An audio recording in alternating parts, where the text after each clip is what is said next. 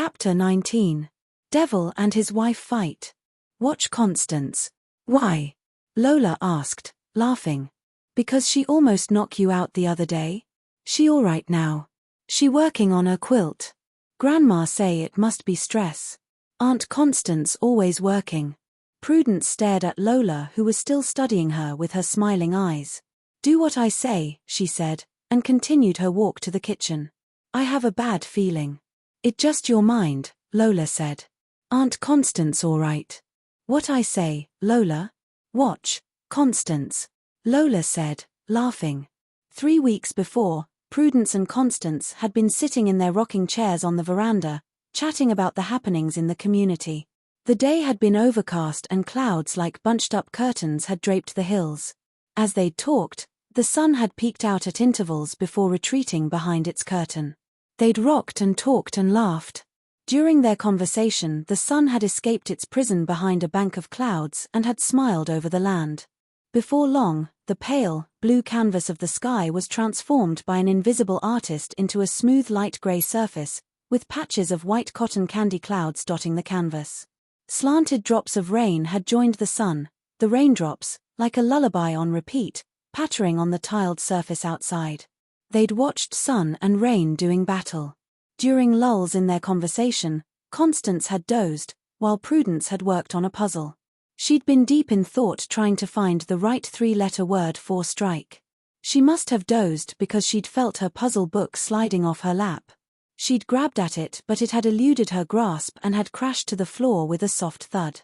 She'd shuffled to the edge of her chair, bent over to retrieve it, and had been about to straighten when a fist had landed on the side of her head. She'd sat there dazed, cupping the side of her head, before anger had washed over her. She'd sprung from her chair to see Constance dancing on her toes in front of her. Who you? Constance had demanded, glaring up at her.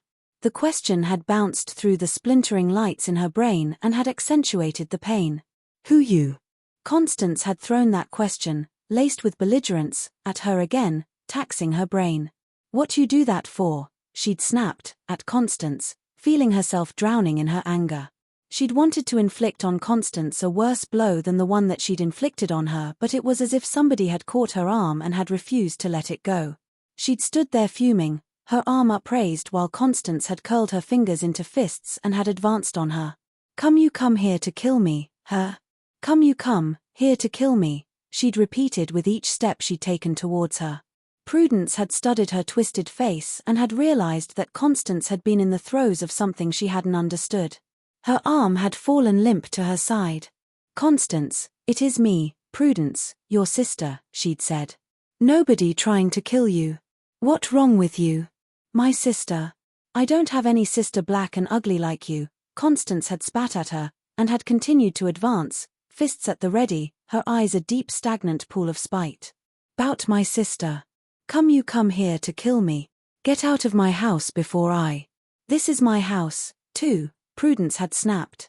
And sorry to break it to you. You have one black ugly sister just like me. Same mother. Same father. What is wrong with you? Prudence had grabbed a carving of mother and child from the wall beside her.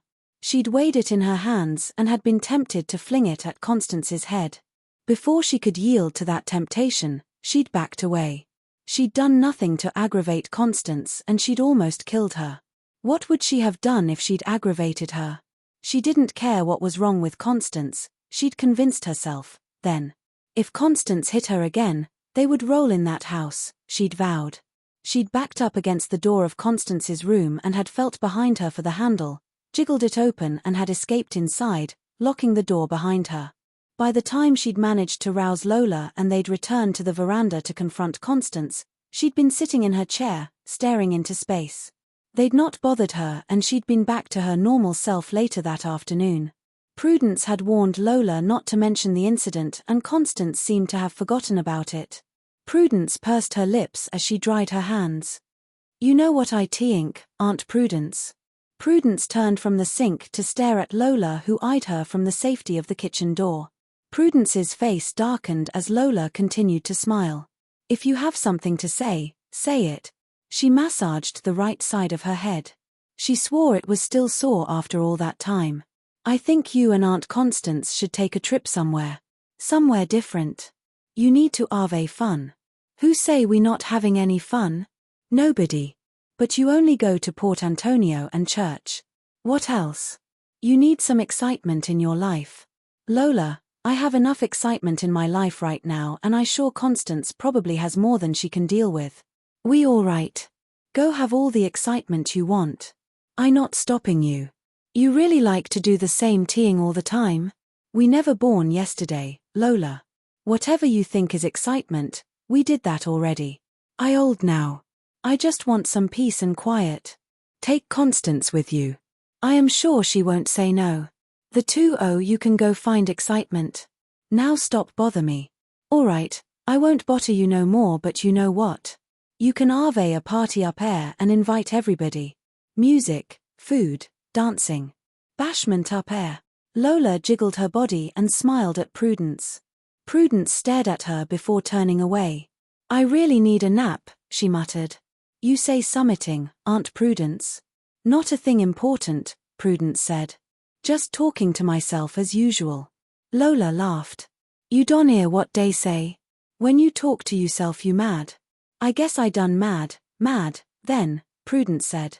I going to take a nap. Watch Constance,